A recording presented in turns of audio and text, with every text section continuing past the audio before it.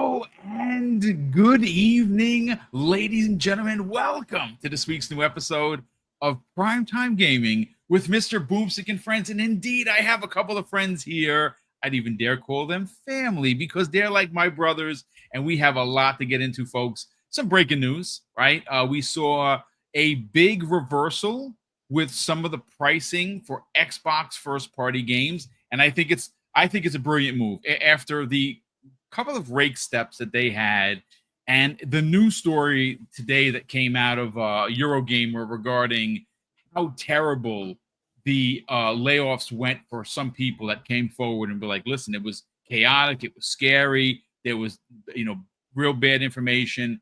It just makes Microsoft as a company look worse. And listen, folks, like I said, we're not going to go into detail with the with what happened with the layoffs. We've talked about it to death, and it sucks. But we did see a announcement a couple of weeks ago on the Outer Worlds getting a $80 price point. Now, granted, for guys like us in the chat, guys and gals in the chat, and of course these guys on the panel, it doesn't matter to me because I have Game Pass, and I'm paid up until July 5th of 2028. So I'm not paying $80. I would have paid my 27 and change for the upgrade, and I'm good, right? But there was a reversal, and I think it's the right thing to do, especially seeing what happened with Borderlands 4. Randy Pitchford, that guy is he's something.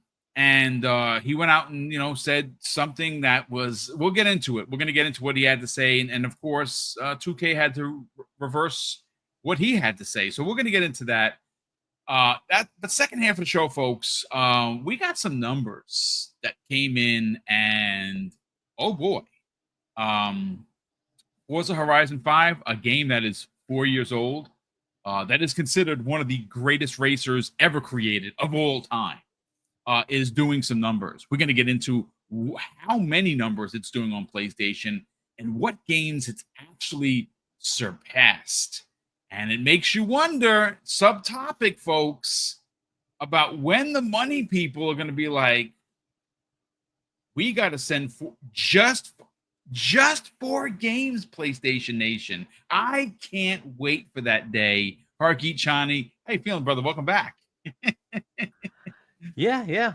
Just 4 games. Like the $80 thing is it's a pretty interesting move that they moved back. But let's get into it. Let's have some fun. Yeah, indeed, we are gonna have fun. And joining us today, and if you're asking why Web Dave is here, well, because he's awesome. But the reason why Dave is here is because I asked him at the last minute. Kay Asante had some work stuff to take care of, and he didn't know he was going to be able to get here on time or even make the show at all. So, obviously, if he gets here, we'll have him, talk and break everything down. But Web Dave, it is great to see you here. We know you can't spend the entire show with us, but we are going to position you to answer some questions regarding the topics. How you feeling, brother? Welcome back. I feel really good, Boom. Thank you so much for having me on. Wait, is this not Breakfast with Boom? I'm sorry, my times are all messed up. It's not. You're here in the evening, but you can have breakfast if you want, which I've done before. Well, technically for me it is because I just got up about a couple hours ago to get ready for my my overnight shift, but that's all right. Good things are coming. And thank you so much for the invite. Always a pleasure. Of course, Hargeet, the man, my favorite Jedi. You know that for sure. But God, thank you so much for having me on. And man, we've got some good topics, so I'm ready to get into it when you are.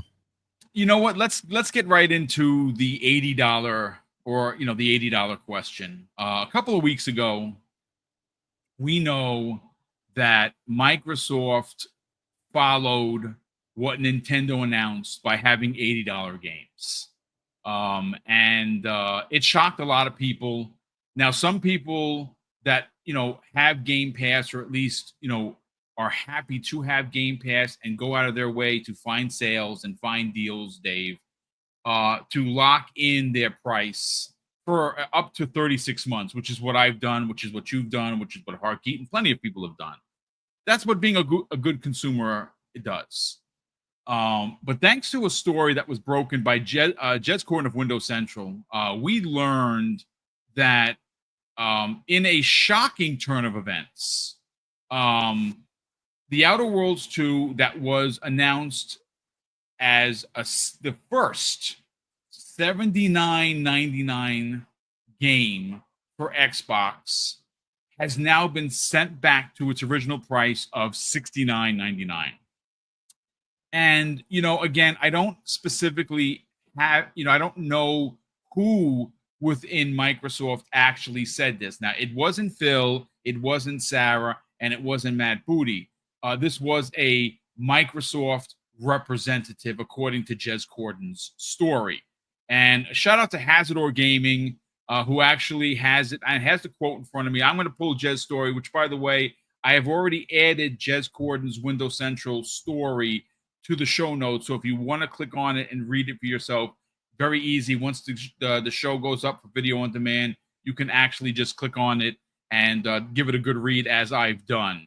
But the representative, or the unnamed representative, Dave, says, we're focused on bringing players incredible worlds to explore, and will keep our full-priced holiday releases, including The Outer Worlds 2, at the $69.99 price, in line with current market conditions. Again, it's a move that you don't normally see. Let's be clear here. Now, I had said in the opening, and I was referring to Borderlands 4, Randy Pitchford, who unfortunately has gotten himself in trouble with the games media and with the fans, for that matter, for saying things that are sometimes, man, he doesn't think when he makes some of these comments. And one of the comments that he made regarding Borderlands 4 was something to the effect, and I'm paraphrasing, folks, if you are a Borderlands fan, you'll find a way to get Borderlands 4 at the $80 price point. Not something that you probably should be saying as a leader of the company. That's pretty dumb.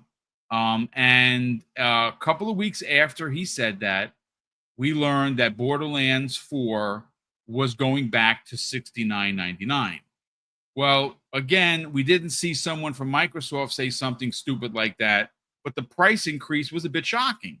And we are in a market right now. And again, folks, I'm not going to bring up cream cheese or eggs, but we are in a market where things are going up in price. And the last thing I think any of us want to see, especially in this chat, on this panel, or anyone that's going to be listening on demand, is price increases for games. I know as Xbox gamers, we have an out, and Xbox Game Pass is our out. Like, you pay your $20, you get all of these games, including something like RoboCop, for instance, one of the best games of last year. I'm playing it. I didn't finish it, and my God, it's just incredible. No, Game Pass. The new Descenders. Yeah, it's in preview. Game Pass.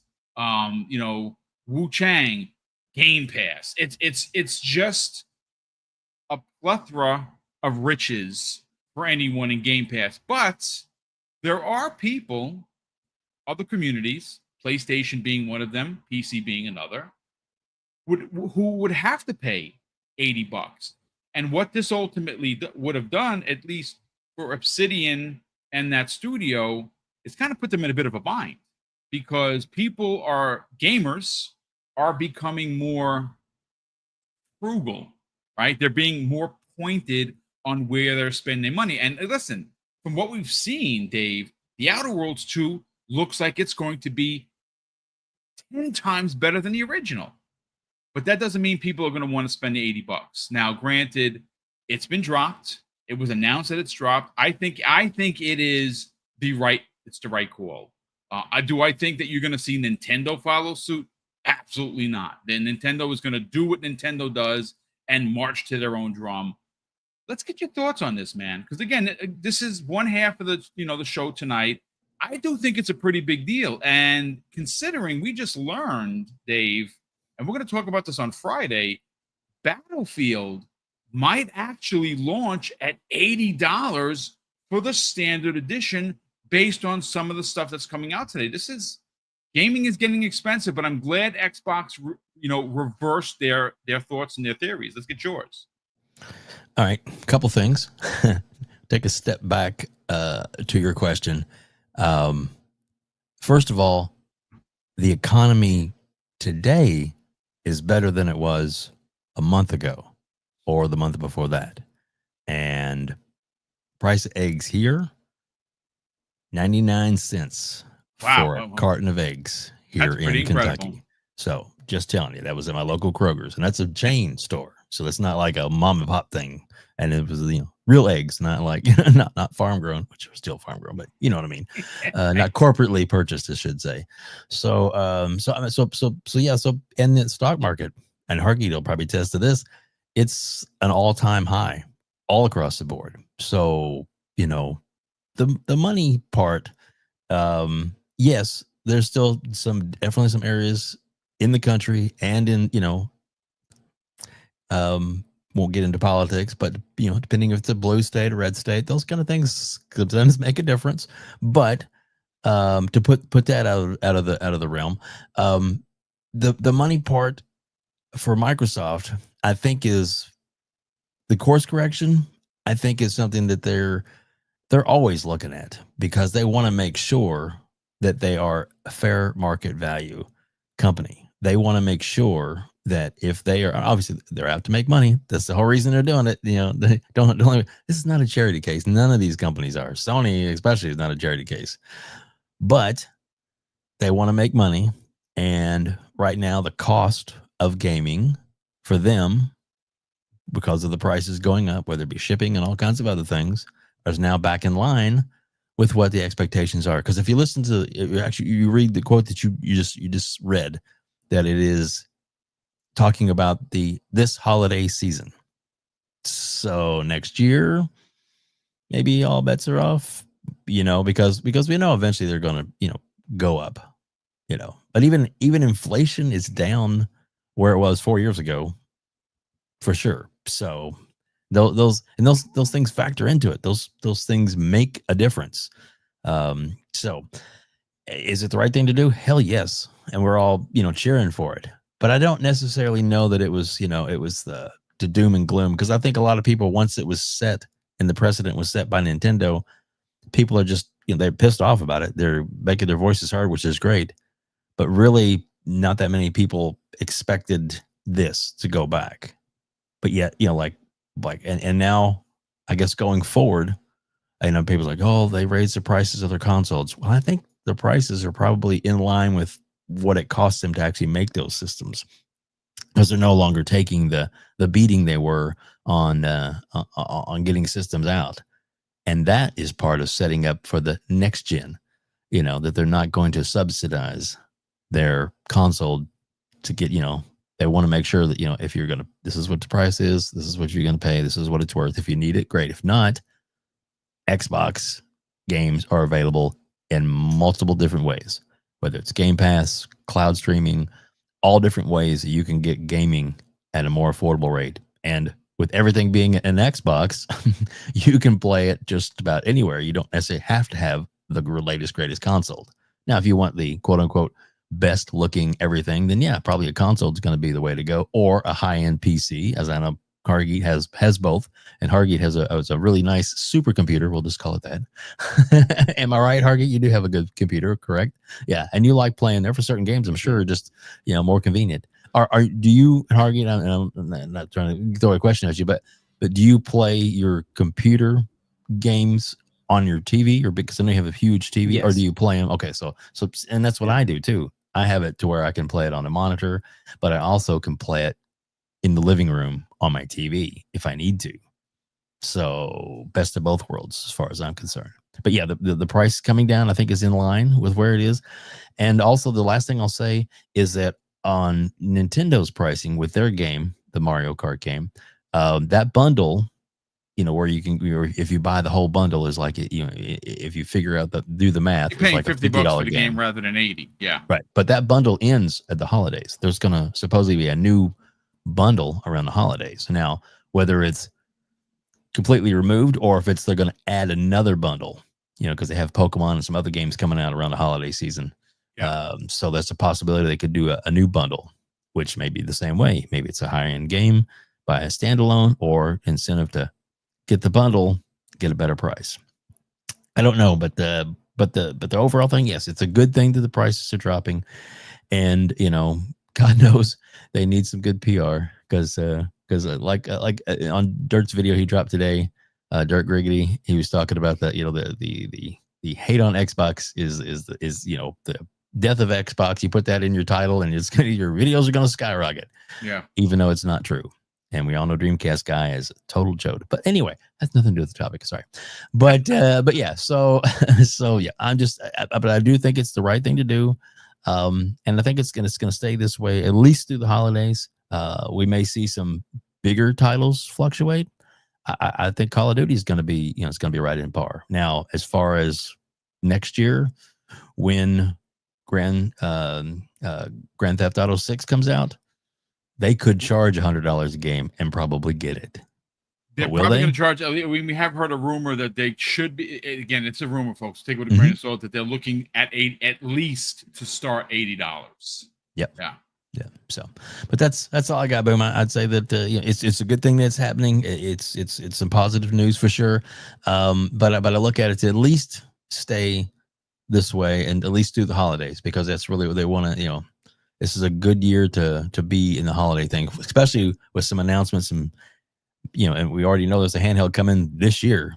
Yeah. So maybe that's under the Christmas tree with some really good incentives. You never know. I mean, it's a good point. And again, it's of course, your mileage is going to vary based on the state that you're in. We're in New York here, obviously, and New York is expensive.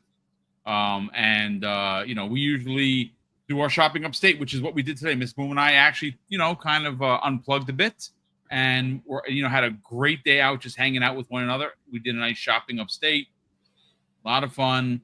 Nice. And again, couldn't wait to get back to, of course, talk about video games, which is what we're here to do tonight, Harky Chani. Look, I think a lot of people were very surprised by Microsoft's move to $80, following what Nintendo did. And you know what's even more interesting than that is the fact that we hadn't seen Sony raise their prices because, look, okay, yeah, Sony hasn't had a lot of their main first-party games come out this year. But they do have one coming out called Ghosts of Yotai. And it's going to be a great game. Looks fantastic. That game's $70. I actually would have bet and lost, which I don't like to gamble, that would have been their first $80 game. But they didn't raise their prices. They kind of just stayed very under the radar, very quiet, right? Didn't say much.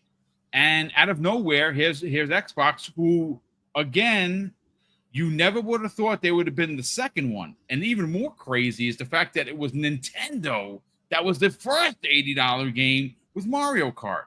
Now, thankfully, as great as that game is, it's not worth $80. I will tell you that right now. I've put like 40 hours into that game. It's amazing. It's probably one of the best kart racers I've ever played, but it's no $80. I didn't pay $80, thankfully. I got it in the bundle. So I wound up ultimately paying $50 for it. But for you, Hargi, is this ultimately a good move for Xbox? Because one of the things that we did learn is that the pre-orders for the Outer Worlds 2 were low. And it's not because the game is not being made by an incredible AAA developer in Obsidian and that the sequel was going to be even better than the original. I think that $80 price point scared a lot of people away from buying that game. Even people that were maybe enjoyed the first game, they're like $80. Yeah, I don't know so much about that. There are too many games to play. What are your thoughts, man? So is this also happening to Call of Duty?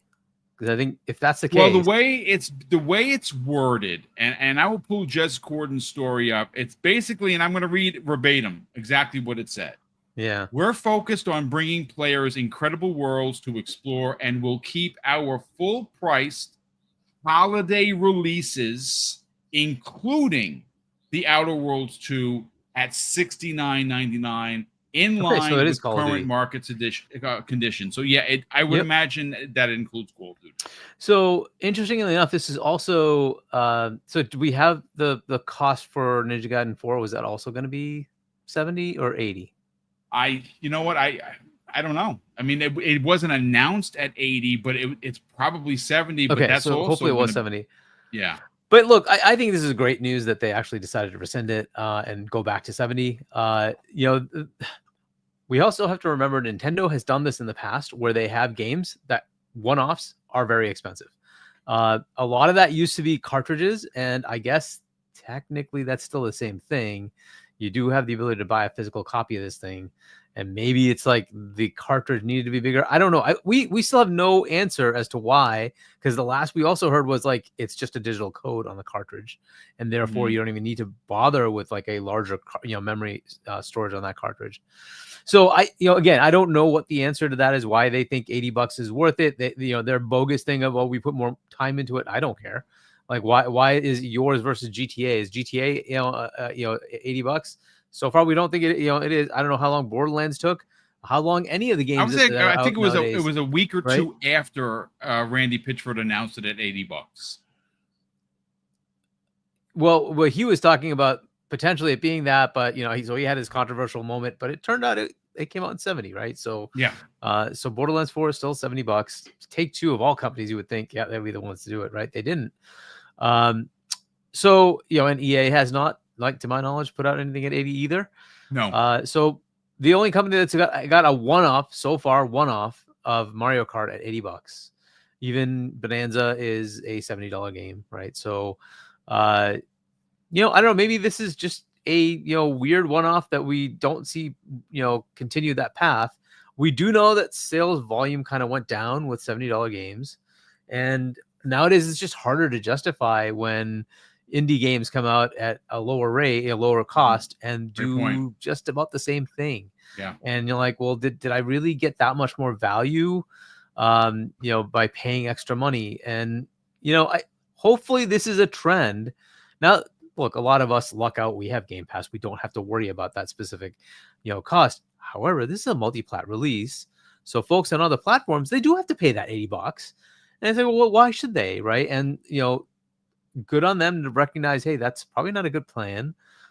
Is Outer Worlds 2 that much, different than, Avowed or Outer Worlds 1 or any of the other many games like Starfield that they put out, that it's worth $80 versus 70? So you have to put that in perspective. I don't think it makes a lot of sense. I don't think Ninja Gaiden 4 would have been a good $80 release either. And that hurts not just them, but it hurts, Team Ninja and Koei Tecmo along with it to hurt their sales. I think that's a bad idea because it is published by them, and I assume it's published everywhere by them, by Microsoft, right? So that would have been their choice to put it at whatever price, and that reduces the sales volume. I think that's terrible.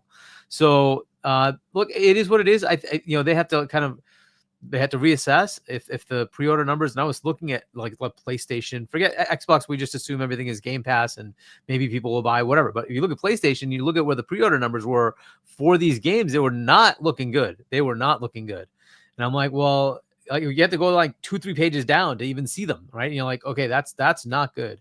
So maybe this helps bring them, a little ahead. When they get closer, hopefully they get higher sales numbers, and usually pre-orders don't necessarily mean how much they actually sell. Fair enough, right? But it would have been better if it was in line, and they must have been seeing the metrics, right? That it was substantially lower than what they were expecting.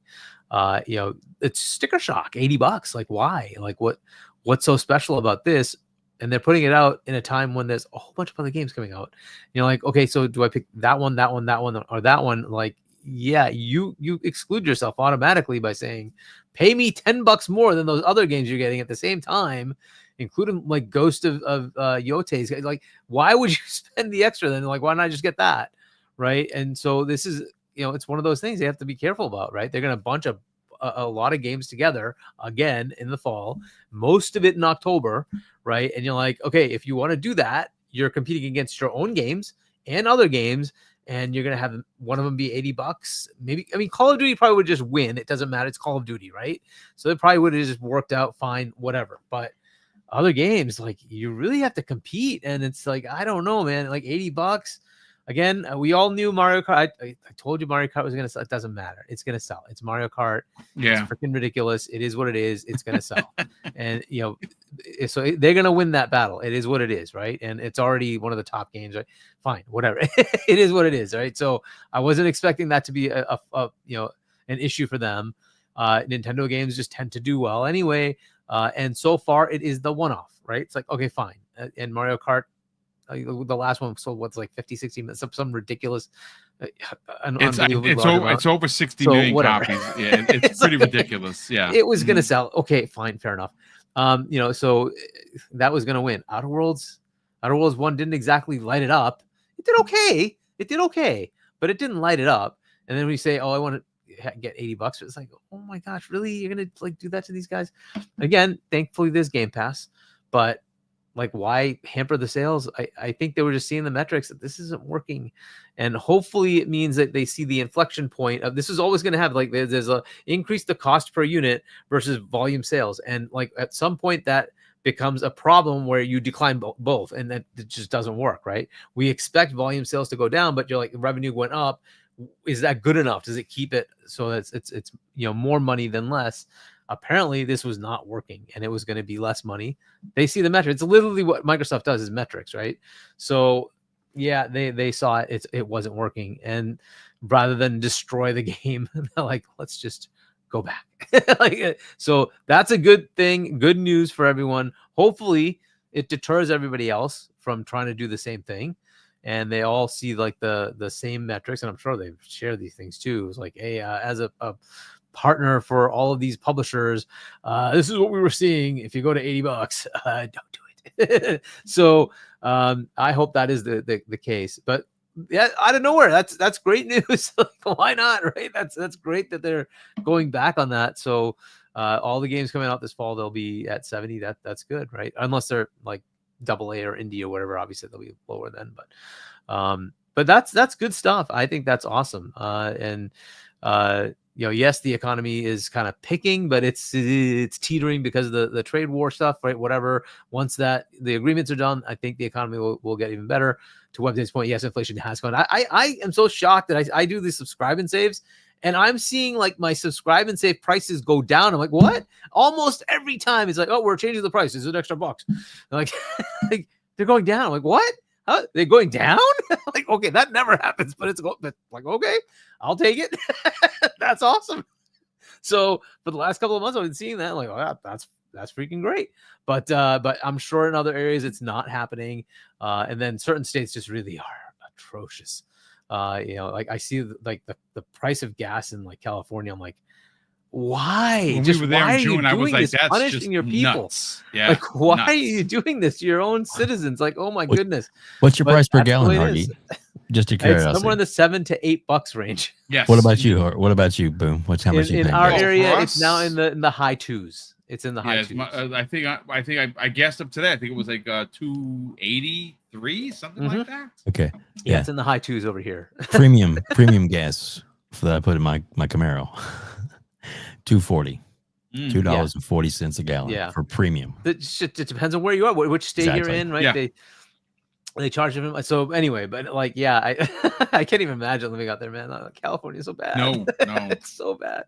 Anyway, but yeah, in costs, like I get it. People still have to deal with like rents that are very high. Mortgages hopefully are okay, but the housing market still it still needs some work, right? So hopefully they'll get those in line as well. But yeah, this is the world, and we only think about like the U.S. U.S. is still doing way better than a lot of other countries out there. So, other people like seeing those massive prices, and again, we make more than most of those other countries. So, like for us, it's easier to even come up with $80. For them, it's like $80. Oh my god! Like, and they usually have value-added taxes on top of that, so it's like so expensive out there, right? And it's like so even $10 ends up being a lot for those folks. So that's a good thing. Like, let's bring it back to 70.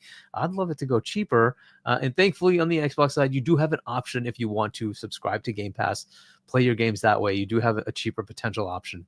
And then look for those codes, guys. Do not pay full price if you don't have to. Look for those codes. There are plenty of them out there.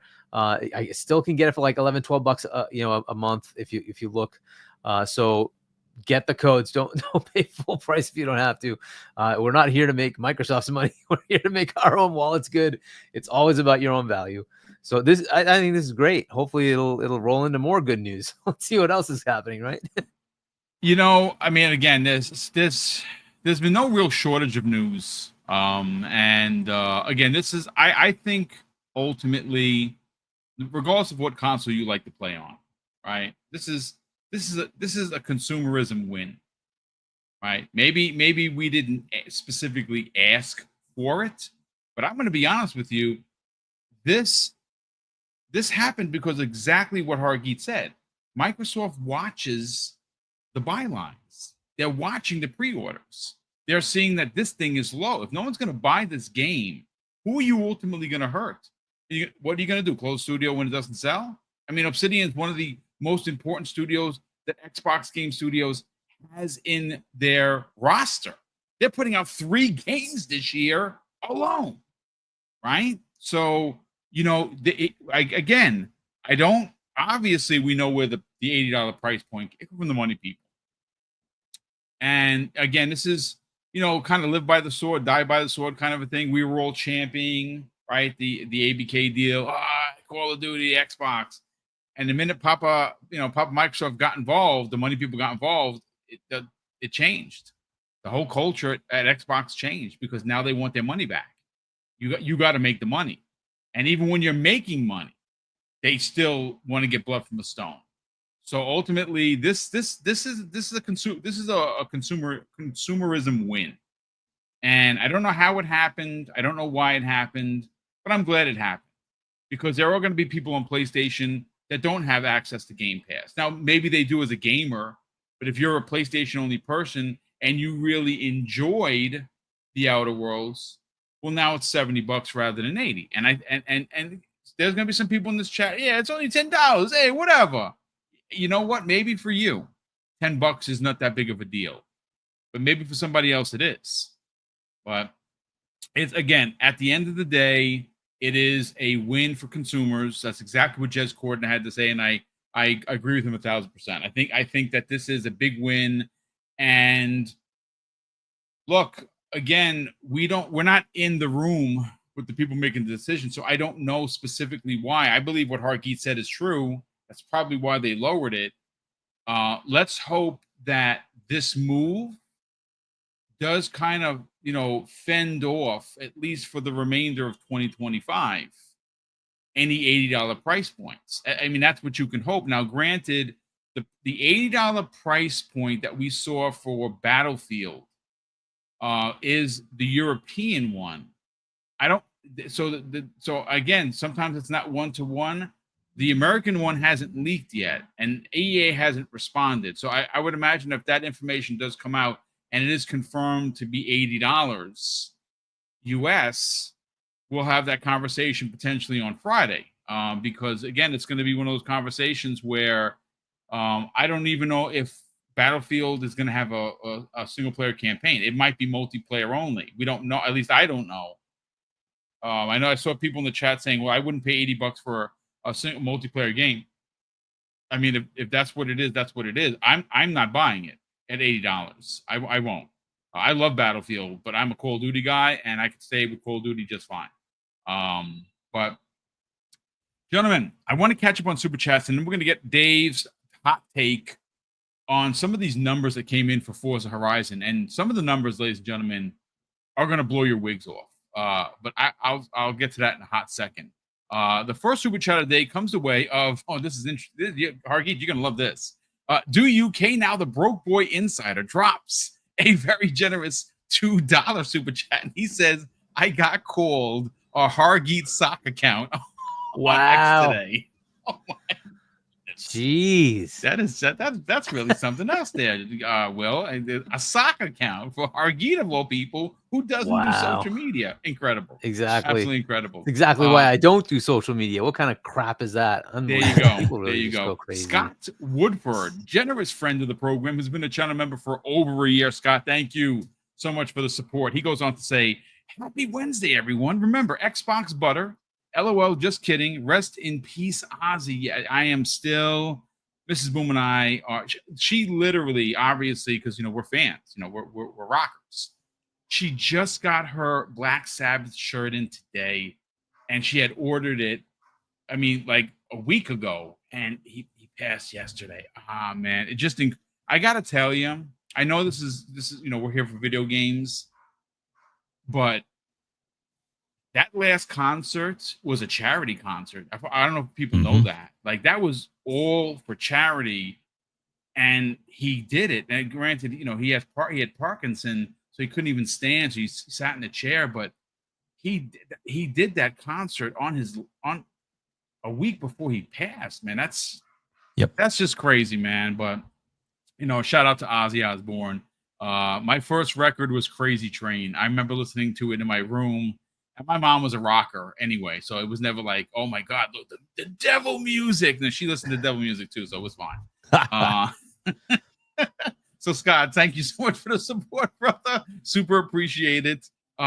Gaming Treble, who's been he's been a channel member, ladies and gentlemen, for 44 months. Dude, that is crazy generous of you.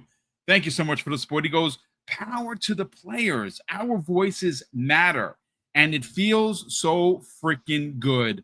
They still have a lot to go to get back their integrity from the gaming fans. Yeah, I mean, look, I mean, Xbox. Look, for me, Xbox is where I enjoy playing. We have Game Pass, and it is the best value. And I really do put myself in the spotlight here. I'm a retired guy, folks. You all know that. My pension is great. The most important part of my pension isn't even the money. It's the insurance that comes on the back end of it. You risk your life for 20 plus years to get it. You get past the finish line, and you're very happy to have gotten there. Of course, the money is good, but my pension has a ceiling. And the one thing about Game Pass that allows for me to be a part of the gaming conversation and still buy games on other platforms is why it's so important. A lot of people don't look at it like that.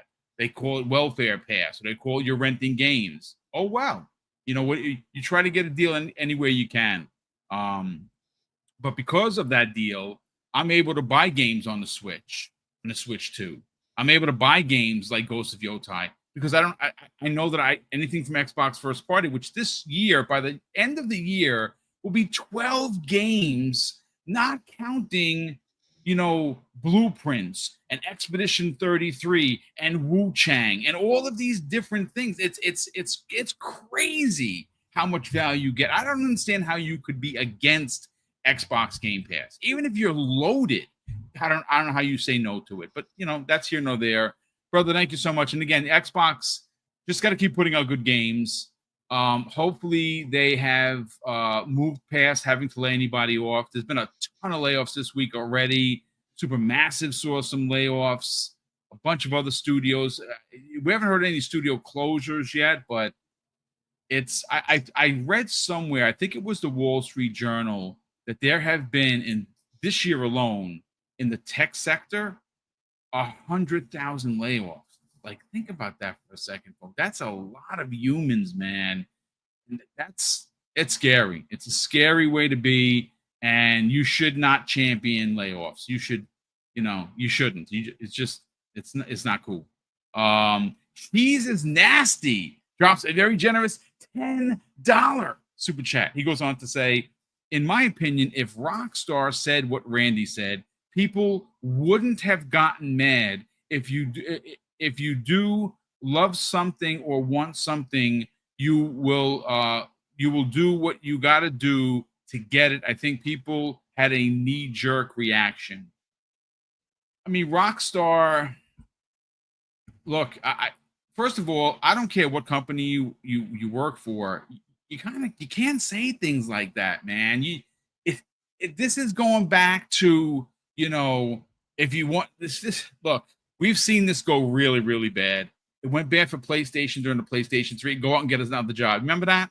That nearly killed the PlayStation 3 at 600 beans. And then, of course, not to be outdone, the guy from Microsoft says, hey, if you don't want to be online, we got a console for you. It's the Xbox. you can't do that. Like these people are media trained, and that's an actual training you have to take as an executive. I don't know if you find folks know that. That's like a thing. They're media trained for a reason. You don't say dumb things like that because it hurts the bottom line. And I don't own stock in these companies. I'm just telling you as just general purpose information. You're not supposed to say stupid shit like that. You're just not. And unfortunately for Randy, he's done that more times than not. Sorry, Randy. That's just what it is. Day Reezy in the chat drops a very generous $5 super chat. He says, heard Web Day's voice and forgot it's not Sunday or Gamers Council starring Bram Stoker. Nevertheless, good evening, Boom and chat. Good evening to you guys, sir. Thank you so much for being here, and thank you, Day Reezy, for the support. Super appreciate it. Like Squad _ CEO drops a very generous $7 Canadian. Brother, that's very generous of you. Thank you so much. He goes, to be honest, no game with a campaign not packaged with multiplayer should be over $60. Spider-Man 2, for example, was a one and done straight robbery with no DLC. Yeah, they were supposed to have DLC for that, and it got canceled. And I don't know why it got canceled, but again, listen, I'm a Spider-Man guy. I make no apologies for enjoying what Insomniac does. The DLC was supposed to involve Venom. And that DLC, I believe, has been turned into a game. So Venom, the Lethal Protector from the comics, that storyline is happening next year. At least that is the rumor. We'll see if it happens. Look, I'm not going to front. Some games are worth 70, some games are not. If that comes out at $70, I love Venom. I love Insomniac. I'm buying that game. That storyline, more specifically, because I'm a Marvel stan, the Lethal Protector storyline was dope AF. Especially, again, like the kids like to say, if you know, you know. But Like Squad, thank you so much, brother. Super appreciate the generosity. Do you K now? The Broke Boy Insider drops not one but $2 super chats. The first thing he says is, good thing about GPU, 10 hours free trial EA games. Yeah, that's great. So yes, it's excellent. So again, something like Madden or like the college football, you get 10 hours to play it. If you like it, you go and buy it. If not, you just wait 6 months and it gets into EA Play, which is a part of Game Pass, which is awesome. His second one, he says, I saw Ozzy in concert in 1993 Fairbanks, Alaska. Wow, really? In Alaska? That's awesome, dude. Greatest show I ever went to was a Kiss show. My God, I got to see them. I think it was Nassau Coliseum, and it was the Psycho Circus tour. Oh my God, they're just incredible live.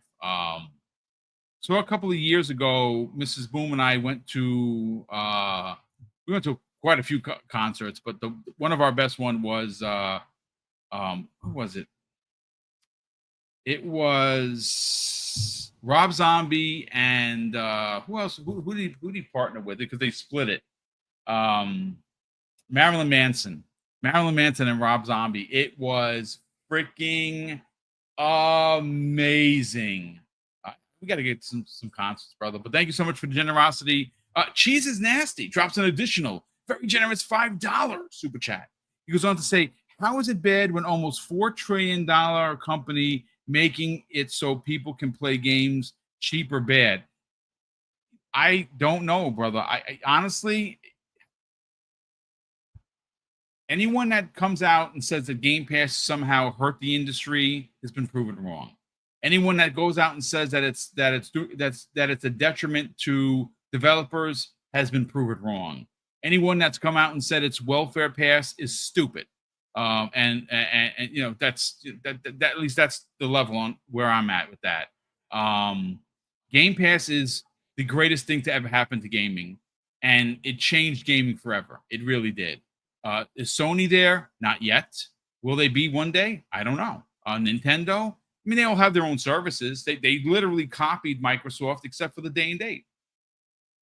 I mean, they both have services that some of us pay for, some of us don't. But the best one in the business is Game Pass. I don't know how you can argue against it. But Web Dave, let's talk some numbers here. So we learned that people on PlayStation really like Xbox games. How do we know that, Dave? Well, we know that because the numbers say so. So Stallion 83, if you don't know, if that name doesn't ring a bell, it should. He was the first Xbox gamer to hit 1 million gamer score. And interestingly enough, he just posted the other day that he has now surpassed a 10 million gamer score. That's just crazy. He's an achievement master. What can I say? But more interestingly, Dave, is a game called Forza Horizon 5. This is the game that before its launch on PlayStation 5 had accrued 46 million players worldwide. That is across 2 platforms, or technically 3, because it was the Xbox, but the Xbox and Series X and S, PC, and 46 million of anything is pretty ridiculous. Oh yeah. But Forza Horizon 5, make no mistake, is probably the greatest racer. I mean, at least I've ever played. I mean, there are a couple that come close. At least for me, your mileage is going to vary on that. What's your favorite racer? I mean, I automatically go back to something like Burnout 3 is a phenomenal racer, one of my favorites. Why do I always forget the name of the PlayStation 3 racer that launched with PS3? Oh my God. Ridge Racer? No, it's not certainly not Ridge Racer. It's the one where you destroyed your cars. It's like a mud game. I can't think of chat. Help me out here. The old man has Motorstorm? Motorsport. Yes, actually. Motorstorm. Yeah, Motorstorm. One of my favorite games of all time on the PlayStation. I hope I put it this. I'll say I've already put this out into the ether. If PlayStation wants my money, remake that game and put it on PlayStation 5. I'll pay. I'll pay full boat. It's one of my favorite racers. There are a couple. Thank you, Ray Chi. Super appreciate it. I actually like Dirt. Dirt 5 is really phenomenal. That's a game. Yeah. That's a underrated game for sure. But Forza Horizon 5 has done some things, Dave. And when you talk about numbers just for this year, right? This what we're gonna specifically focus in on is from January 1st of 2025 to July 21st of 2025. And thanks to this incredible stat that comes the way of Alina Analytics, we got some big numbers. Now, I'm going to read verbatim from the report, folks, and then we're going to let Dave have at it before he gets on out of here. And it says this, folks. Forza Horizon 5 is 2025's top new PS5 game by copies sold. So let me break that down. An Xbox first-party game, quite simply, is the best-selling game on PlayStation 5 to date this year. These are the top 5 games by copies sold on PlayStation 5 January 1st, 2025 through July 21st, 2025. Number 1, with 3 million plus copies sold, is Forza Horizon 5. Coming in right at its heels, Monster Hunter Wilds by Capcom at 2.9 million copies sold. At third place, Assassin's Creed Shadows at 2 million copies sold. At fourth place, 1.4 million copies sold of Elden Ring Night Reign. And at the fifth spot is 1.3 million Expedition 33. That is, what's even more incredible is the fact that not only has Forza Horizon 5 got the number 1 spot for the most copies sold on PlayStation 5 this year, it has sold more than Astrobot last year. Astrobot is the game of the year nomination. It was nominated by everybody's game of the year. Listen, you're not going to hear any slander about that game from me. I freaking loved Astrobot. Make no apologies for that. But it outsold that. And according to a story that we'll get into in a hot second, right now, as it stands, Forza Horizon 5, which is a 4-year-old game, is outpacing Death Stranding 2, which, by the way, is not on that top 5 list. Dave, let's talk about this, man. These are some big, big numbers. That it is. That it is. And with all the people that are, doom and gloom and Xbox is dead and what are they thinking? What are they doing? And a lot of people, including myself at the time when they first announced that they were bringing some games over, were like, what's going on? Gaming is changing. Microsoft is ahead of the game, and Microsoft is positioning themselves to be the dominant gaming platform that there is, period. Whether you play on their platform or Game Pass, or you just wherever you get your games, they're available to purchase.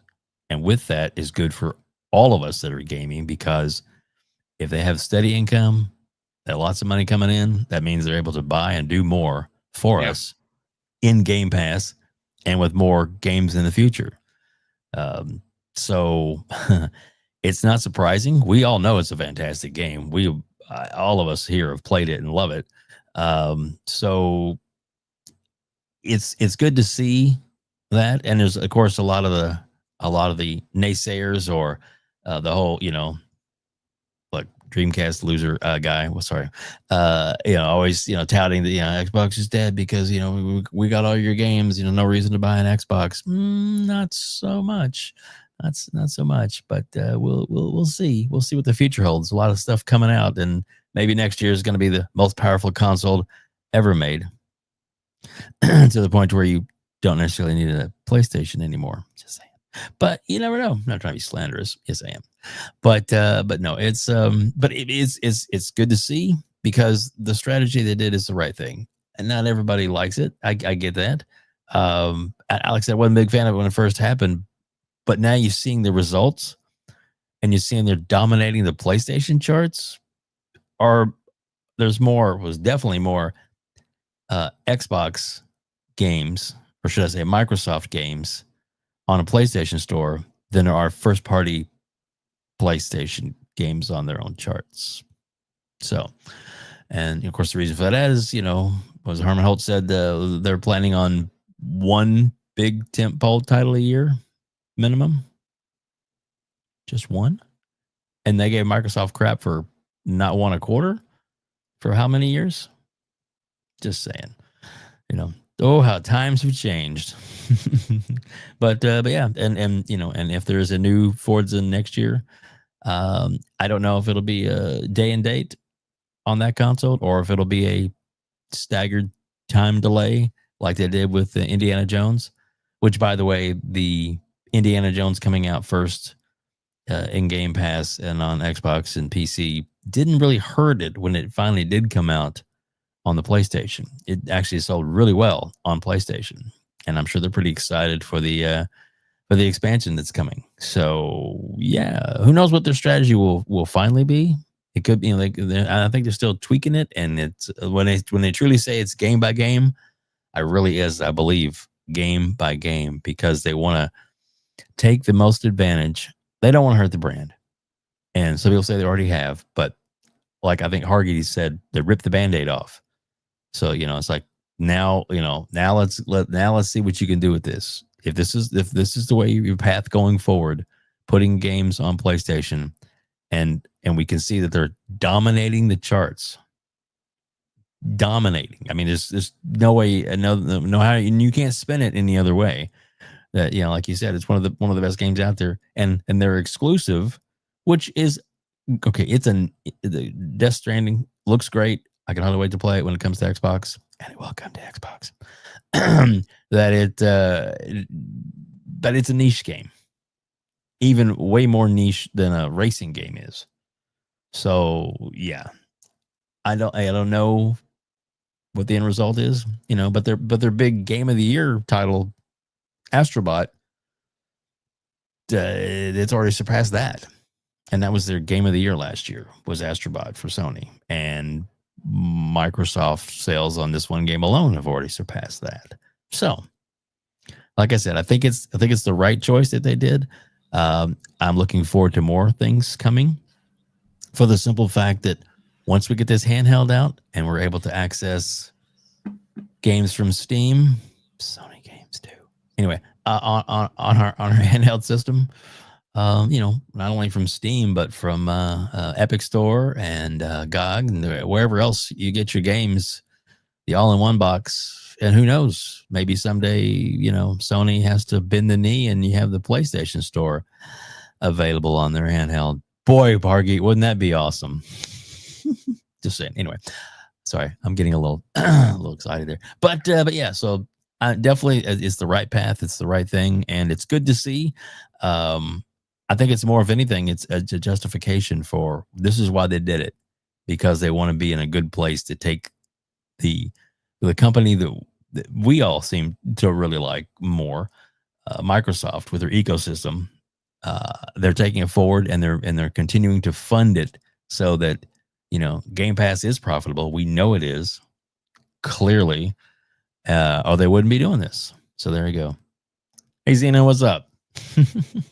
Yeah, well, listen, again, look, these are big numbers for a game that's 4 years old.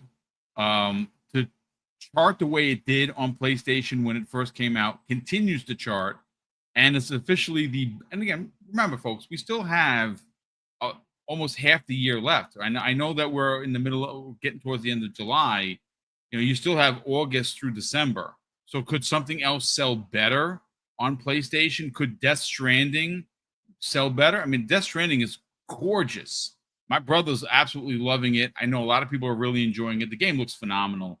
And from what I hear, because I'm waiting for the Xbox version, he added a bunch of Metal Gear stuff to it to make it more interesting, right? Sign me right up. Who's not a Metal Gear Solid fan? So I'll be buying that when that comes to Xbox for sure. So it is possible that something like Death Stranding could come out and do better. But right now, the leader in sales on PlayStation 5 is Forza Horizon. That's pretty unbelievable. We do have a subtopic that Dave is probably not going to be here for, but me and Hargeet will dissect that one because it is rather interesting. But Dave, you got to get out of here, brother. Oh, you're on mute. Thank you. Yeah, I got a bail. So sorry to have to take off early, but that's all right, work calls. Hargeet, always great seeing you, sir. See you on Sunday. And Boom, let me know if you're open Sunday. Just saying. Yes, yeah, or absolutely. Sunday. I might be able to pop in. Yeah, no doubt Fantastic. about that. Thanks you so guys much, have Dave. a great one. Thank you, as well, Boom. brother. Thank you, Hargeet. Chat, you guys rock. Show Boom some love. See you. All right, brother. Later. Out of here. Here we go. Here we go, Hargeet. So it's me and you. We'll close out the show, but let's talk about these Forza Horizon numbers because, I mean, we all know it's a good game, right? This isn't a surprise. We're like, oh my God, it's a good game. 46 million people played this game prior to its launch on PlayStation, right? So I'm no mathematician, folks. You take the 46 and the 3 million, that's 49 million. Now, we don't know if there were any additional players from then, but I would imagine that a 50 million player announcement could come imminently, right? Like that could be something that happens this week, next week, 3 months from now, who knows? But eventually they're going to get to the 50 million player mark. And that is just insane. I want to get your thoughts on this, Hargeet, because these are big numbers. Again, I mean, if you'd like, I mean, I can literally read it verbatim, but the numbers are the numbers. And listen, to see something like Forza Horizon get the #1 spot for them, and again, folks, you got to understand, this is the most sold games on the PlayStation 5 as of July 21st of this year. that's 3 million copies of Forza Horizon. That's a pretty big deal. And again, not to be outdone, Monster Hunter Wilds by Capcom right at its heels at 2.9, and even something like Expedition 33 coming up at the 5th spot at 1.3 million. This is pretty impressive numbers for a game that is a now multi-plat game. It is Xbox Game Studios, and more importantly, the game is 4 years old. What's your thoughts, Hargeet? I'm curious now how much GT7 sold. I'm sure it did better than that, right? It's got to have sold maybe like. Oh, well, I mean, this is just for this year. This is not like lifetime or anything. GT7 has sold incredible. As a matter of fact, I checked that. I think it might even have been last Monday. The last check, I mean, I'll check it again. I think Gran Turismo 7 sold 14.1 million copies. That is absolutely fantastic. Yes. Yeah. So, and that is PS5 only. If they haven't brought that to yes, PC, it's not on I PC yet, it, right? No. So, nope. So, still a distance, right? But it's good to see that there's at least some audience there, and maybe that'll start increasing over time. I don't know if there's been any discounts or not. Maybe they have, maybe they haven't. But yeah, good numbers for Forza. Maybe not so good for other games that are on the platform, but we'll see how that all tracks. Still decent for that. We know Call of Duty is gonna do pretty well when it comes up, in the end of the year. I don't know how it goes with the other ones, but Forza's got a pretty big name for a very long time, and maybe that was enough to drive it to have some good sales. Kind of surprising that it beat out Monster Hunter. Is it Wilds or Worlds? Whatever the latest one is, right? Yeah, Wilds. Yeah, right. Yeah. That's actually kind of surprising. That's a pretty big game. You would expect that one to kind of do better, but hey, fair enough. So Forza outdid that just a little, right? It's not too much, but cool. Is this trend going to continue when, say, Gears comes out? We'll see. We'll see, right? My interesting, I guess just the interest overall would be is this kind of game something that PlayStation players will gravitate towards, right? They did Helldivers to about, was it like 3-4 million was on PlayStation. The rest of it was on PC, right? I don't know if that's grown. Maybe it has grown a bit on PlayStation. And this fits in kind of in that realm, though it has a great campaign too, right? So we will see if that kind of game resonates over there or not. But that is kind of the gamble that Xbox is playing, and it's seeing good results sometimes and okay results other times, right? So certainly Pentiment wasn't going to light up any fires anywhere, unfortunately.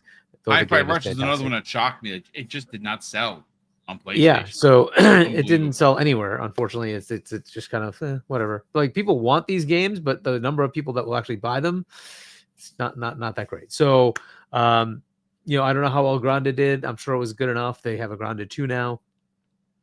So that must have done okay. So it is what it is, right? These are the kind of things we'll see as they bring more and more games over. What resonates, what doesn't. It's good to see that people like to play an arcade racer over there. That's cool. Obviously GT is they're a good sim racer. So I don't know if they bring motorsport over or not. I'm not sure where that's sitting right now. So we'll see, because there's this whole like change in focus at turn 10, right? So I don't know if that's something they want to bring over or just leave it to just the Horizon series. So we'll see what happens with that. But yeah, it's good news that Horizon's getting some good sales over there. I'm not sure what happens with other ones as they move over. We'll see. I think Gears is the next one that's coming. I think that's the next one that's going to go over there. Yeah. But that's a day and date August sort 26th. of a remaster. Yeah. So we'll see what that does. I'm cautiously optimistic that it'll do well over there. One of the major narratives was that Xbox has no useful games and like all the games are mid. We'll see what they think of it, right? They like this mid game, and we'll see if the next mid game will be good over there or not, and if they buy it, we'll see, right? Like, all the narratives that we keep hearing are kind of just dissipating. The only narrative left is the exclusives on PlayStation, but that narrative is about to go away as well. So we'll see how that goes, right? So this is good as far as the games, and it's kind of good as far as the industry, as far as games being sold everywhere, so they get money back. That's kind of a good thing that's happening. The downside is people have feelings about the platforms. I get that. That's fair enough. But hey, it's working in this instance at least. I think some of the other bigger games, it will work. So I hope they start seeing more on Switch 2. I have not seen when that next Nintendo Direct or whatever the heck they're going to have to showcase their remaining lineup and all the third party stuff that needs to show up on that, right? So we at least expect to see this year's Call of Duty show up on Switch 2. They had that 10-year deal, right? I would have expected to see Black Ops 6 show up. I don't know where they are and all that. So great question. I'm looking forward to the same thing. And I think this is an Xbox One game, Forza Horizon 5. I think they could scale that to the Switch 2 as well. So, why should that not be another target for Forza Horizon 5 and see if they can get some sales on that as well? Why not, right? It does compete a little bit with their racer, but who cares? Mario Kart is a very weird on its own thing. But hey, why not put that put Forza Horizon there as well? See what you get. Hopefully that will enable them to do more in other areas or whatever they need to do, right? And maybe not bump prices up, which is good, right? And maybe these kind of sales, the sales volumes help defray that, and they can keep the prices at 70. Heck, it'd be awesome if they can make it even cheaper. But anyway, that ship has probably sailed, unfortunately. But it's good news. I'm not gonna knock sales. That's always great. So we'll see if it keeps continuing. That's pretty fantastic. But it does break that other narrative that Xbox has mid games. Why do you keep buying them? That's a good question. Yeah, and how do they keep charging? So whatever. Hey, I play. I just finished. Horizon Forbidden West on my PC. So I buy their games too. So their games are good. You play their game. Hey, what the heck, right? So it'd be better if people just said, forget this stupid console war. It's just play games, buy it on the platform you like, play it on the platform you like, enjoy the games, right? So it's good that it's doing well over there, and hopefully more will come, and we'll see how the future goes with more ports over to PlayStation and Switch 2. I still think there's going to be a bunch going to Switch 2. So that's good. Why not? Let's have these studios generate more revenue for Xbox, and Xbox can then do more things. Hopefully defray a potential, and it's probably still going to happen anyways, but a price hike for Game Pass. I would love that. Just like we were hearing, the potential rumors of it's going to happen. Then again, they just went back on the $80 thing, right? So maybe they don't do that. That would be fantastic. Don't increase the price of Game Pass for another couple of years. That'd be awesome. Maybe do that after next gen or something like that, right? So when next gen comes around, say, hey, we're going to give you something extra or whatever. Switch it up because you might not be able to continue charging for online. We'll see. I think they're going to keep doing it, by the way. I think they're still going to charge for online. But if they get rid of that charge for online thing, then they need to change up what they're giving you, right? So we'll see. But I would say just leave it. If they can, just leave the stupid price the way it is. If these sales keep happening, that's a good thing. Hopefully it cuts off that need. We'll see what they do with it, right? But that's kind of, I don't know what else to make of it. Like it, would it be nice for some of their other games to chart? Like, so MLB The Show didn't show up in that top list. Did they only did the top 5? It was only the only on that list was the top 5. Again, okay. Could they have been at number 6 MLB? Could they have been at number 6? Could it have been Death Stranding 2? It could have been very well, but possible. Yeah, and that's like, so obviously those are under 1.3, right? So that has to be the case, which that's kind of disappointing.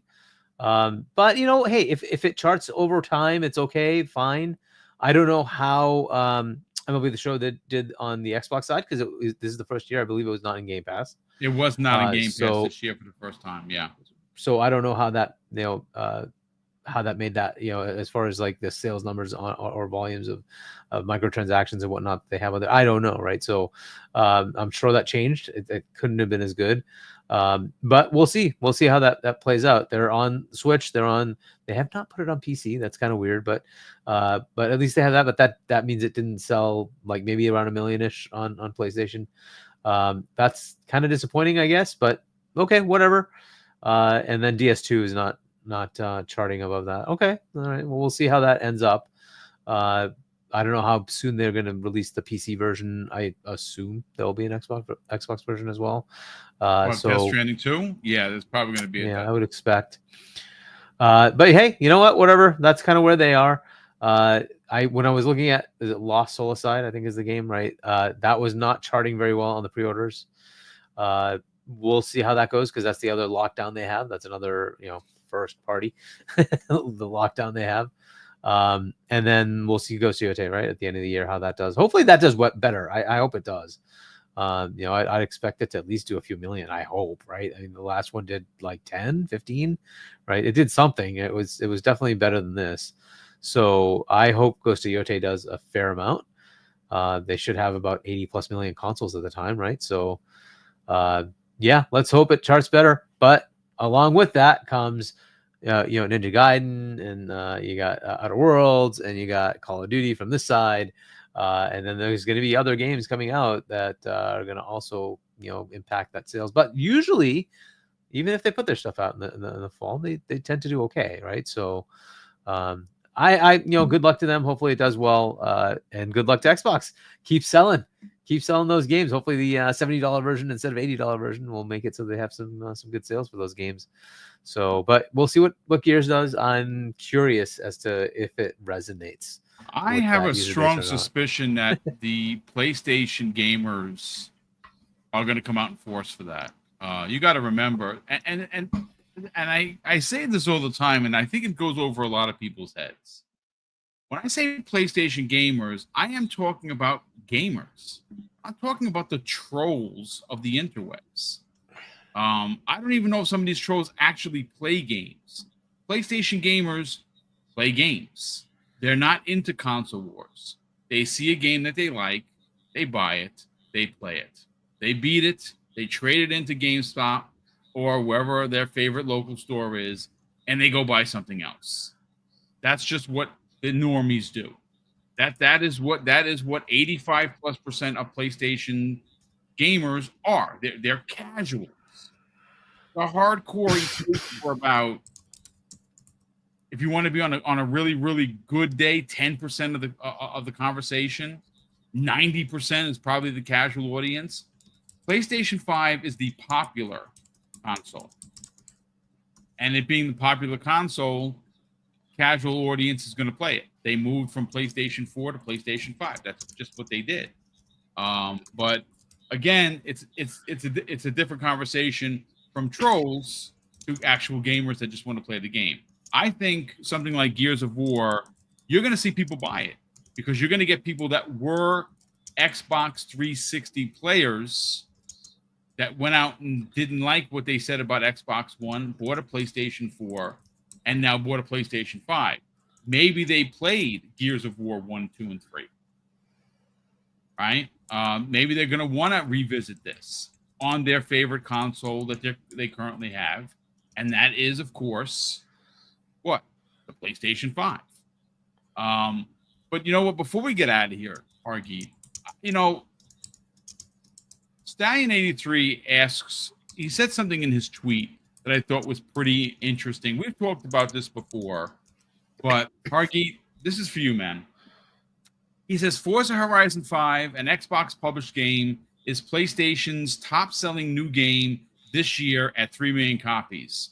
Somewhere, a PlayStation executive is quietly wondering how many copies of Spider-Man would sell on Xbox.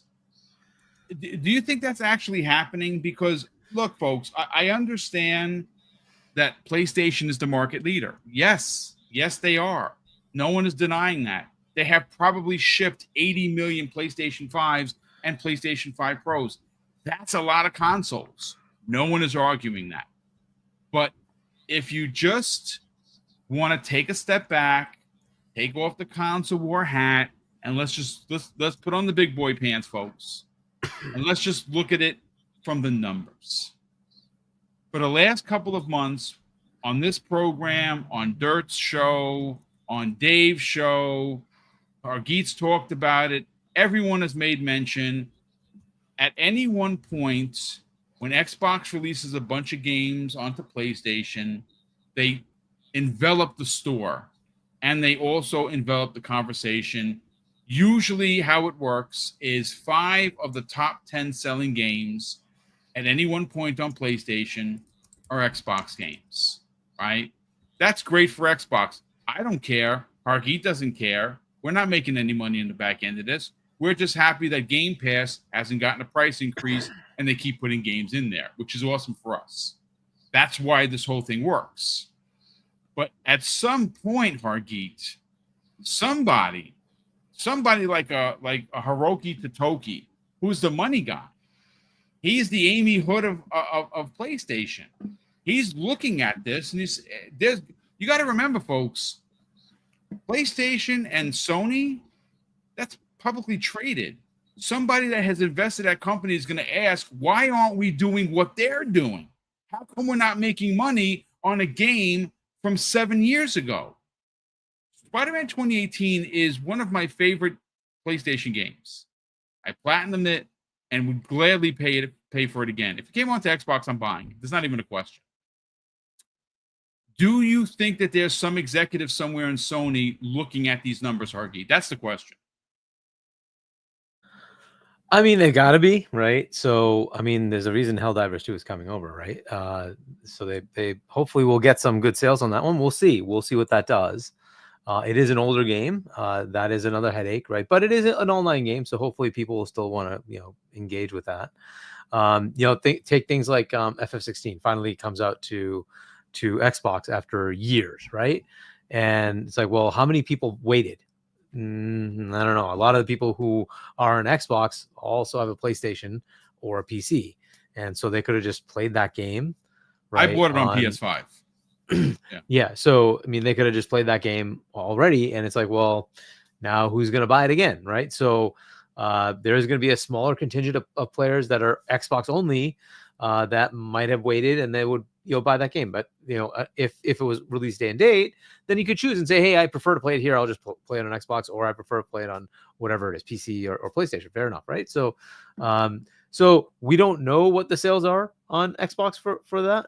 I don't know where it charts at all, but it's not going to be like millions. I doubt it. So, because most of the people who want to play it have already bought it. They've already bought it on PC or they've bought it on PlayStation. So it's just one of those headaches, right? So how much more is there available for growth in, say, Spider-Man, which sold 30-ish million, something like that? Yeah, it sold a lot. So how much more is there? They already put it on PC.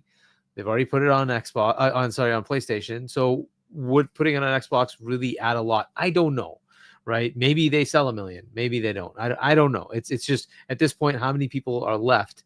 And now we're 7-8 years on, right? That came out 2018. So, again, I don't know how much there's left in that. Could like Spider-Man 2 was 2023? I think, right? So could that have some likes? Maybe, but then I don't think that sold that well on PC. Like it did a couple million, I think, something like that, right? So it didn't like light it up, but that's, okay, that's something. So this is kind of the thing. So it just depends, how much of a delta there is between the release and when it comes to other platforms.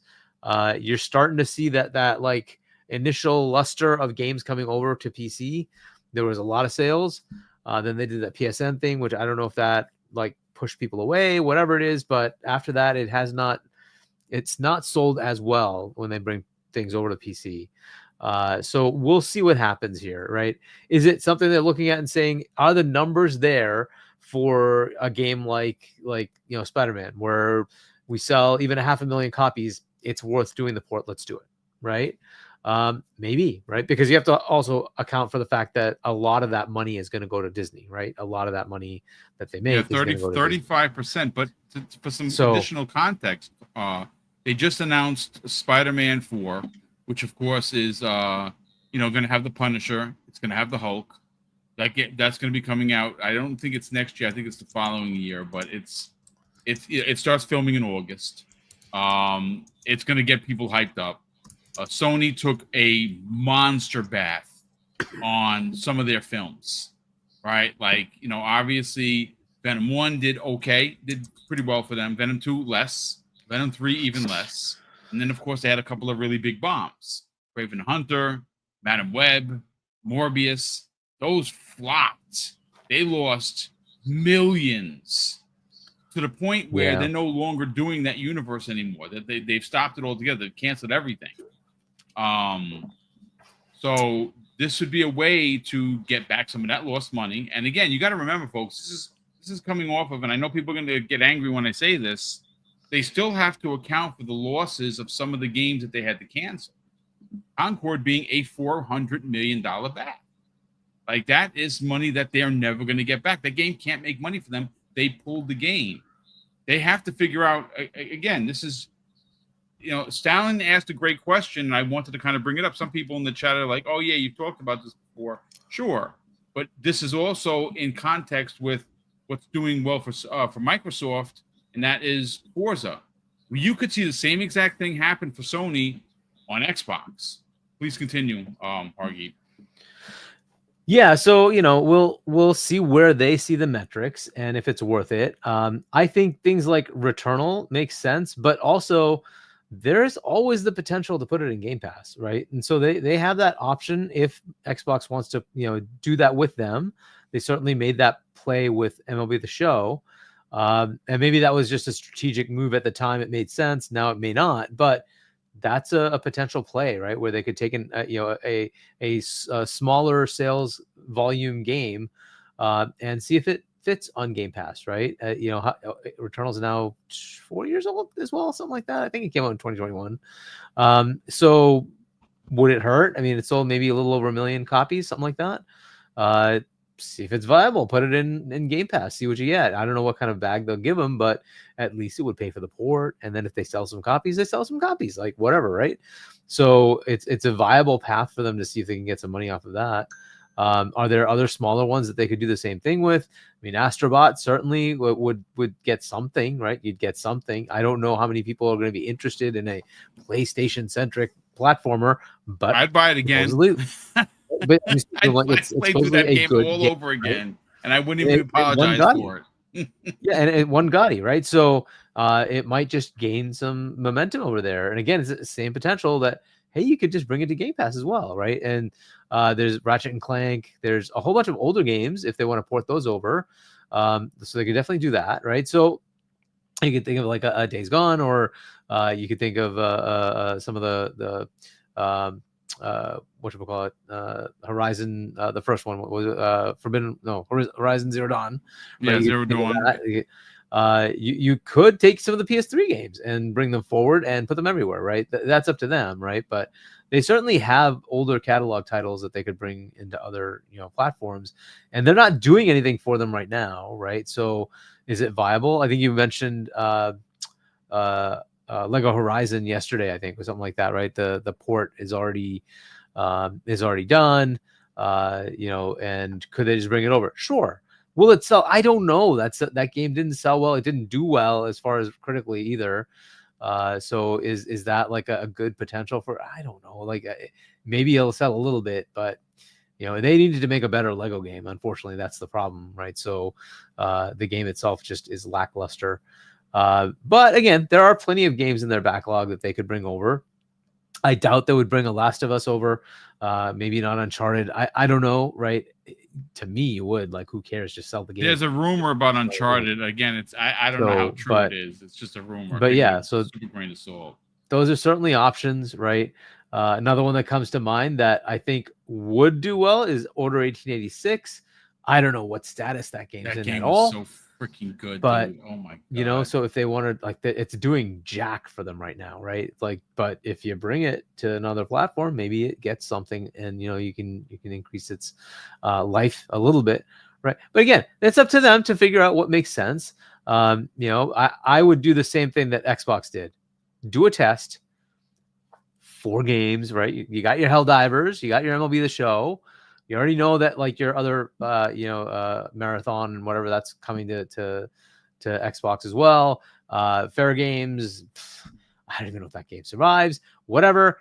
So what's left? I guess from their live service games. I think that's it, right? So, am I missing any other live service game for them? I think that's it. That's all they have, right? But I mean, when you go beyond but, that, yeah, but Destiny's already out, right? That Destiny Yeah. already came out before they bought them. So Destiny is definitely already on Xbox, and that's not going away. So like what's really left? That I think that is their live service catalog. I think I don't know if I'm missing anything else. So if they go beyond that, what are they going to bring over? And I'd test the waters and try to bring over some games like that. Maybe Spider-Man is a good one, right? Maybe it does sell well on Xbox. I just don't know that there's enough legs left because it's sold so much already. So it's tough to take that, but we'll see, right? We'll see if it matters. And it just depends on how much return they're looking for. If selling, 500,000 copies is enough, great, you may get money. If selling, they want 4 million copies, it may or may not happen. It just depends on what the game is. Could they bring Tsushima over and say, hey, Ghost of Yote just came out, do you want a PS5? Like that kind of thing maybe is what they want to look at, right? I don't know. These are just choices they can make. And how big of a deal is it to port something that you already have on PC? It's not going to take too much. They can do it. It's a question of whether they want to do it, right? And Nixxes has kind of done most of the ports for PC stuff already. Are they ready to say, let's tackle bringing things to, Xbox and Switch? Sure, because that's all they do, right? Is just port games, right? Yeah. So maybe they're like opened up now. It's like, well, maybe we could try making a port for that game and see what happens. And if that works, right, like they can do a couple of tests. If it works, they could see what type of games they bring over. It does make sense. It doesn't make sense. Now, look, the only benefit here is it would be on the Xbox One and and the Xbox Series consoles, because once they go to Xbox Next, this is already all done, right? Steam is available. You already get these games. So it doesn't really matter. It's really, do you want to target the whatever 60 million, Xbox Ones and 40-ish, whatever number it is, million series consoles. If you want to hit that target of, potential players, do you port the game over? And obviously for Helldivers, they said, yeah. Will they say that for other ones? I don't know, right? It's viable though. So it's a good question for them to ask. I'm sure they do the numbers. I'm sure they're looking at that and saying, okay, what makes sense? What should happen? How do we try to maximize our potential revenue from doing something like this? And then there's always the Game Pass option. It's always there. Partner up. Certainly, Xbox is putting stuff there. Does it work to partner up and put something on Xbox by putting in Game Pass? Again, for games that don't sell a lot, why not? Like, get your money. MLB The Show was in Game Pass for many, many years. As a matter of fact, you had asked about the sales. I know somebody in the chat was like, oh, no, but it's been in the top 10 sales for PlayStation. I have the exact number. Alina Analytics. This is now, folks, remember, this is a little old. This is as of April 2025, the end of April. It has only sold, and I mean only, 260,000 copies on PlayStation 5. Yeah, and it came out in April, right? Yeah, it came out in April. So again, this is actually, did it come out in April? Yeah, well, baseball season starts in April, but I think that's when it came out. I think that's when it came out. I can just check. So if anyone has those numbers, this is what I have in front of me. Again, I have to check Annalena Analytics, but that's what I have. 260. No, March 18. March 18. So 260,900 copies. I would imagine it's probably closer, now that we're in almost the end of July, probably closer to 300,000. But I mean, and that's total, or that's just PlayStation? That's PS5, brother. That's just on PS5. Yeah. Okay. And so they don't tell you how much they sold on Switch or on Xbox or total. I specifically asked about PS5 though. That was, Okay. Yeah. Hey, that's not a very high number, unfortunately, but yeah. Well, I mean, listen, it's going to be very interesting. This is a wacky world. And Paris. We are.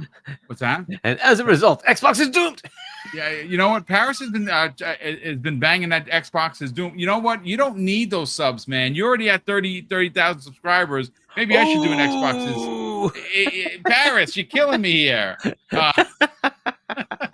Welcome to the show, as always, Paris. Great to see you here. Great interview, by the way.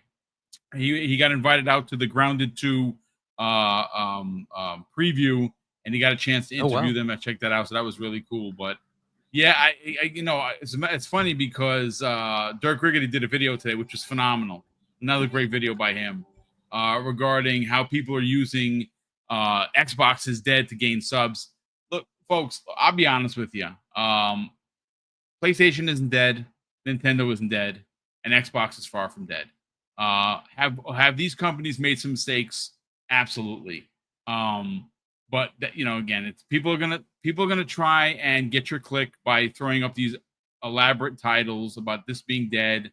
Nothing's dying, man. These companies are here to make money, and that's what they're doing. But shout outs to the chat. Over 500 people watching live. Mrs. Boom and I truly appreciate the support. We did get a couple of super chats. Let me get to those and we'll get everyone out of here. Why So Serious drops a very generous $2 super chat and says, I'm here to promote P-Lum's channel. Yep. Again, I haven't had a chance to watch his stuff, but you know what? Go check out P-Lum's new YouTube channel. Why So Serious is supporting it. And, well, again, I don't know who he is. I know that they've talked about P-Lump on Dirt's show, but I got to check out his stuff. And if I like his stuff, I'll help promote it as well.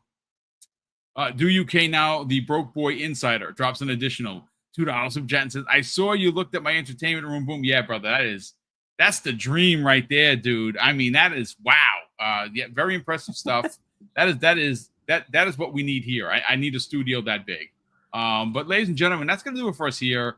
For me and Hargit. You got another one in. Oh, we did get another one in. Yeah, we did. Brett Bingham. Hey, Brett, what's going on? I talk to Brett pretty much every day. Appreciate the generosity. He drops, ladies and gentlemen, a very generous $5 super chat and says, Sony gives you 11 teraflops, then dials it back for overheating. Sony giveth, and Sony taketh away. Yeah, you're talking about the overheating that was being reported for Death Stranding. Oh, wow. There's some. Yeah, that was happening. That was widespread. Pushing the boxes a little too much. It was widespread. Well, I mean, these things happen. They'll figure it out. It is what it is. But Brett, great to see you here, brother, as always. Thank you so much for the generosity. Hargeet, let's have the brand, bro. Emergence, folks, if you didn't know, is a book that Hargeet wrote. It's right there behind him. YouTube/Hargeet Shiny One if you want to subscribe. And of course, if you want to buy his book, you should check it out if you are a fan of Mass Effect. And guess what, folks? We just learned that the Mass Effect show that is being made by Amazon, well, the same that same team that's doing that show did the Fallout show. So, oh my God, yes, please, holy cow, that means it's gonna be awesome. Shout out to Talos. Let's hope, right? You never know. Yeah, and listen, you never know.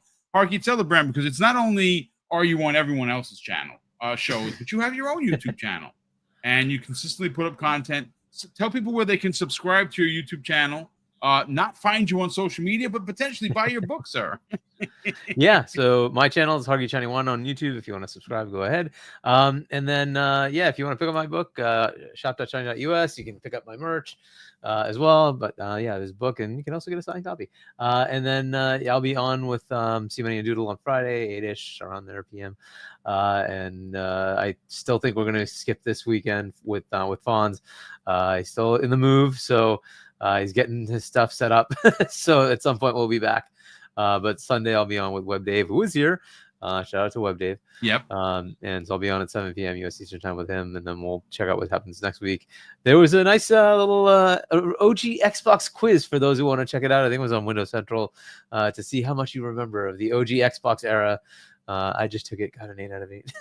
Nice. Yeah, I saw that. Sith Lord took and said he got 8 out of 8 correct, as he should. He's an Xbox fan, so I got to definitely check that out. But Hargeet, thanks so much for joining. Shout out to Web Dave, who joined us in the first half of the show. Appreciate everyone that dropped the super chat, a channel member chat, and of course all the gifted subs are incredibly. Mrs. Boom and I are incredibly grateful for the support. There will not be a show tomorrow, folks. I have an appointment with Mrs. Boom in the afternoon, and we're not going to get back in time to do the show, so there will be no live stream tomorrow. I'll post it on the socials. We will be back Friday morning for Breakfast with Boom. I'm starting to write that show now. It should be a banging show. We're probably going to talk about Battlefield. We'll talk about the reveal, talk about the potential price of $80.